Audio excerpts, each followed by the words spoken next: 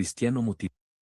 En 1570, los musulmanes otomanos habían recaudado gran cantidad de dinero, mediante la confiscación y reventa de monasterios de la Iglesia Ortodoxa griega, y la extorsión a las poblaciones cristianas sometidas, con el fin de formar una poderosa armada.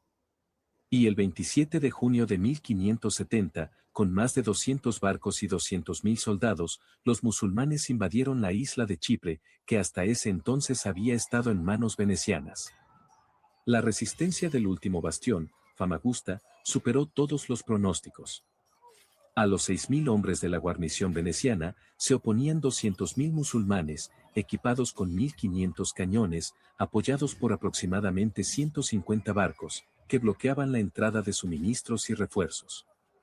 Tras meses de asedio, y antes de que pudieran llegar los refuerzos, Famagusta fue tomada a traición. Pues, tras prometer a los defensores un salvoconducto si se rendían, el comandante otomano Ali Pachá, conocido como hijo de Muezzin por su fervor religioso, rompió su promesa y ordenó una matanza masiva. Unas 30.000 personas fueron asesinadas de las peores maneras. Todos los hombres fueron asesinados y las mujeres y niños supervivientes, es decir, unas 20.000 personas fueron esclavizados. Ali Pachá ordenó que le cortaran la nariz y las orejas a Marco Antonio Bragadin, el comandante del fuerte, y que fuera encerrado 12 días en una minúscula jaula dejada al sol, sin apenas agua y comida. Al cabo de varios días, Ali invitó al cristiano mutilado a convertirse al Islam para poder salvar la vida. Marco Antonio Bragadin, valientemente, respondió: «Soy cristiano y por eso quiero vivir y morir. Mi cuerpo es tuyo. Tortúralo como quieras». Fue azotado e izado repetidamente al mástil de una galera y arrojado al mar, entre burlas. «Mira si puedes ver tu flota, cristiano, si puedes ver socorro llegando a Famagusta». Luego fue obligado a llevar a hombros por las calles de Famagusta una gran cesta llena de piedras y arena, hasta que colapsó. Una vez recuperó la conciencia, fue llevado cerca de la iglesia de San Nicolás, convertida en mezquita, y fue encadenado a una columna, donde fue desollado vivo lentamente. Su cadáver fue descuartizado y repartido entre los distintos departamentos del ejército y su piel, rellena de paja y cocida, fue revestida con sus insignias militares y paseada a lomos de un buey en una procesión grotesca por Famagusta. El macabro despojo, junto con las cabezas de los generales Alvise Martinengo, Astorre Baglioni, Gian Antonio Cherini y Andrea Bragadin, fueron izados en lo alto de la galera capitana y llevados a Estambul como trofeos para el sultán. Ante las noticias de esta y otras atrocidades y profanaciones de iglesias en Chipre y Corfú, el Papa Pío V procedió a convocar y a formar una Santa Liga de Naciones Marítimas Católicas, encabezada por el Imperio Español, en 1571. Así pues, quedan unidas bajo la bandera de la cristiandad, España, Venecia, Génova, Malta, el Ducado de Saboya, Toscana y los estados pontificios. Todos, dispuestos a poner freno a la flota musulmana. Como comandante en jefe de esta alianza, fue nombrado don Juan de Austria, hijo bastardo de Carlos I. La tradición afirma que el Papa Pío V supo que él sería el comandante, al percatarse que repitió 3 veces durante la misa la frase del Evangelio: «Hubo un hombre enviado por Dios llamado Juan». Don Juan de Austria es visto entonces como un salvador de la cristiandad por los líderes, soldados y el pueblo en general. Don Juan de Austria zarpa de Barcelona con 47 galeras españolas en dirección a Mesina, donde se reúnen con el resto de la Santa Liga. Mientras tanto, el Papa Pío V pide a todos los fieles cristianos que recen el Santo Rosario para conseguir la victoria ante los enemigos de la cristiandad. Y envía a Mesina al Monseñor Odescalco, con el fin de brindar apoyo espiritual a Juan de Austria y su ejército antes de la batalla. Organiza varias penitencias piadosas como ayunos, hace una confesión general entre los combatientes, lleva a cabo procesiones, y da su bendición a cada uno de los barcos del puerto. La flota cristiana parte rumbo a Corfú, isla ubicada al noroeste de Grecia, y llegando a dicha isla los miembros de la Santa Liga se encuentran con un espectáculo dantesco: la zona ha sido arrasada por los turcos, que han destrozado la ciudad a placer y sin apenas oposición. Los cristianos claman justicia. Mientras tanto, la armada turca al mando de Ali Pachá se había dirigido al Golfo de Lepanto y aguardar en lugar seguro la llegada de la flota cristiana, de cuya existencia ya se habían enterado. Las órdenes del sultán son claras y directas: combatir a los cristianos allí donde les encuentren. A fines de septiembre ambas flotas se encuentran cerca, y tanto cristianos como musulmanes deciden presentar batalla. Y es el 7 de octubre de 1571 que ambas flotas chocan en la batalla que hoy se conoce como la Batalla de Lepanto. Antes de la batalla, los soldados de la Santa Liga escuchan misa en los diferentes navíos. El silencio reina en las galeras cristianas. Don Juan decide dar una última arenga a sus soldados antes de comenzar la lucha. Se sube a una pequeña fragata y recorre el frente gritando el siguiente discurso a los venecianos: Hoy es día de vengar afrentas, en las manos tenéis el remedio de vuestros males, menead con brío y cólera las espadas. A los españoles, por su parte, les añade: Hijos, a morir hemos venido, a vencer, si el cielo así lo dispone.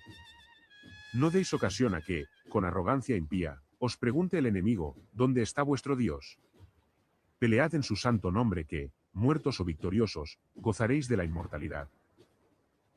En el lado turco, en cambio, bajo la bandera verde de Mahoma, símbolo de victoria contra los infieles, sale una música de címbalos y trompetas, formando un jolgorio espectacular. Sobre las 11 de la mañana, se dispara un único tiro, dando inicio al combate. Súbitamente, el viento que los cristianos tenían en contra, cambia de lado. Los cristianos se han tomado esto como una señal divina. Mientras las galeazas se ubican frente a los tres cuerpos de la armada combinada, los marinos se arrodillan para lanzar una breve plegaria a los religiosos embarcados. Estos les dan su bendición. Hoy será un gran día para la cristiandad. Una crónica de la época narra la batalla de la siguiente manera. La mayor furia de la batalla duró 4 horas y fue tan sangrienta y horrenda que el mar y el fuego parecían uno solo. Muchas galeras turcas ardiendo hasta el agua. Y la superficie del mar, roja de sangre, estaba cubierta de capas moras, turbantes, carcas, flechas, arcos, escudos, remos, cajas, estuches y otros botines de guerra, y sobre todo muchos cuerpos humanos, tanto cristianos como turcos, unos muertos, otros heridos, otros despedazados y otros que aún no se habían resignado a su suerte, luchando en su agonía, con las fuerzas mermadas por la sangre que manaba de sus heridas en tal cantidad que el mar estaba completamente teñido por ella. Pero a pesar de toda esta miseria, nuestros hombres no se compadecían del enemigo. Aunque imploraban clemencia, recibían en cambio disparos de arcabuz y estocadas de pica. El momento crucial se produjo cuando los buques insignia de las flotas enfrentadas, la sultana otomana y la real cristiana, chocaron y fueron mutuamente abordados. Se desató el caos y los hombres se enzarzaron por doquier, incluso los grandes almirantes se vieron envueltos en la refriega, Alí Pachá disparando flechas en la retaguardia y Don Juan, en primera fila, blandiendo espada y hacha de batalla, una en cada mano. Se cuenta también, que durante la batalla, los musulmanes dispararon sus cañones a la imagen del Santo Cristo que portaba el barco insignia cristiano. Y el Cristo, para esquivar la bala de cañón, se curvó y adquirió así la extraña postura que luce actualmente. Tras una larga y cruenta batalla, según las crónicas, había un número infinito de muertos en el real, mientras que una enorme cantidad de grandes turbantes, que parecían ser tan numerosos como el enemigo, se vieron en la sultana rodando por la cubierta con las cabezas dentro de ellos. Don Juan sobrevivió, pero no Alí Pachá. Cuando las flotas turcas centrales vieron la cabeza de Alí en una pica en la sultana y un crucifijo donde antes ondeaba la bandera del Islam, se produjo una desmoralización masiva. En total, la Liga Santa perdió 12 galeras y unos 10.000 hombres, los musulmanes perdieron 30.000 hombres y 230 galeras, 117 de las cuales fueron capturadas por los cristianos. Por otra parte, fueron liberados unos 12.000 esclavos presos en las galeras islámicas, entre los cuales, numerosas mujeres y niños que habían sido capturados en tierras cristianas. Esta victoria demostró que se podía detener a los implacables musulmanes, que durante los siglos anteriores habían conquistado gran parte de Europa Oriental. Como afirmó el veterano don Miguel de Cervantes, apodado el Manco de Lepanto, por haber perdido, en dicha batalla, el uso de un brazo, a causa de una descarga de metralla. Aquel día fue tan feliz para la cristiandad, porque todo el mundo supo cuán equivocado había estado en creer que los turcos eran invencibles por mar. Entretanto en Roma el Papa había estado aguardando noticias, ayunando y redoblando los rezos del rosario por la victoria. El día 7 de octubre, mientras trabajaba con su tesorero Donato Cesi, se apartó de su interlocutor, abrió una ventana y entró en éxtasis, se volvió hacia su tesorero y le dijo: Ve con Dios. Ahora no es hora de negocios, sino de dar gracias a Jesucristo, pues nuestra escuadra acaba de vencer. y se dirigió a su capilla. Había tenido una visión de la victoria cristiana, el mismo día de la batalla.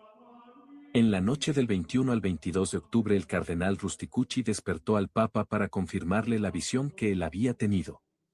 En un llanto varonil San Pío V repitió las palabras del viejo Simeón. Ahora, Señor, puedes dejar a tu siervo irse en paz. En la mañana siguiente fue proclamada la feliz noticia en San Pedro luego de una procesión y un solemne Te Deum. De allí en adelante, el día 7 de octubre quedó consagrado a Nuestra Señora de las Victorias y más tarde al Santo Rosario. En las letanías lauretanas se agregó, por Vox Populi, a la Virgen, la invocación auxilio de los cristianos. Capillas con la invocación de Nuestra Señora de las Victorias comienzan a surgir en España e Italia. El Senado veneciano coloca debajo del cuadro que representa la batalla la siguiente frase: ni la fuerza, ni las armas, ni los comandantes, sino la Virgen María del Rosario es la que nos dio la victoria. Génova y otras ciudades mandaron pintar en sus puertas de ingreso la imagen de la Virgen del Rosario. Más tarde el Papa Gregorio XIII modificó el nombre de la solemnidad por el de Nuestra Señora del Rosario, ya que consideraron que fue gracias al rezo de miles de rosarios a la Virgen y al valor que infundió en el pecho de sus hijos, que se consiguió vencer en Lepanto. Los cronistas de la época relatan también que el segundo arzobispo de México, Alonso Montúfar, quien mandó pintar en tela una copia de la milagrosa imagen de la Virgen de Guadalupe y envió esta réplica al rey de España, Felipe II, quien a su vez la obsequió a su medio hermano, Juan de Austria. La copia del estandarte de la Virgen de Guadalupe había sido colocada en la capilla de la nave capitana. La flota genovesa atribuyó la victoria a la Madonna de Guadalupe de México. Y así se unen, en esta batalla, tres advocaciones de la Virgen María, para auxiliar a los cristianos: la Virgen de Guadalupe, la Virgen del Rosario y Nuestra Señora de la Victoria. Ahora, a modo de conclusión, escuchemos una parte del poema que escribió Chesterton, traducido por Borges, para conmemorar tan importante victoria. Y sobre los navíos hay palacios de morenos emires de barba negra, y bajo los navíos hay prisiones, donde con innumerables dolores, gimen enfermos y sin sol los cautivos cristianos, como una raza de ciudades hundidas, como una nación en las ruinas, son como los esclavos rendidos que en el cielo de la mañana escalonaron pirámides para dioses cuando la opresión era joven. Son incontables, mudos, desesperados como los que han caído, o los que huyen de los altos caballos de los reyes en la piedra de Babilonia. Y más de uno se ha enloquecido en su tranquila pieza del infierno donde por la ventana de su celda una amarilla cara lo espía, y no se acuerda de su Dios, y no espera un signo. Pero don Juan de Austria ha roto la línea de batalla. Cañonea don Juan desde el puente pintado de Matanza. Enrojece todo el océano como la ensangrentada chalupa de un pirata, el rojo corre sobre la plata y el oro. Rompen las escotillas y abren las bodegas, surgen los miles que bajo el mar se afanaban, blancos de dicha y ciegos de sol y alelados de libertad. Vivat Hispania. Domino Gloria. Don Juan de